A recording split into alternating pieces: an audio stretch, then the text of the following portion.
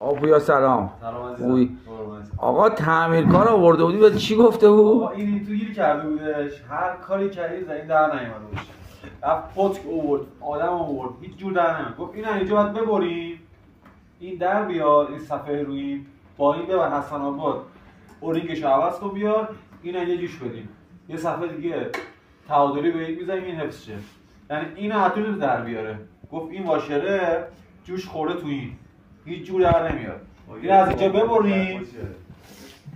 این پیم نگهدارنده که نچرخه. گفت این پینه جوش زدن توش. نگو این پیم بوده. اینو من ضربه می‌زدی در می‌آوردی. اینو انقدر ضربه زده به سر این تمام سرش خورده. ما چجوری در آوردیم؟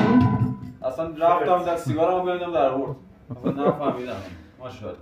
داداش کارو باید به کاردونش بسپاری. نه واقعا دمت گرم. هر کسی هر گردی گردونه میشه، هر چکشی هم چکش نمیشه. هر چکشی هم چکش نمیشه. دمت گرم. بده بره.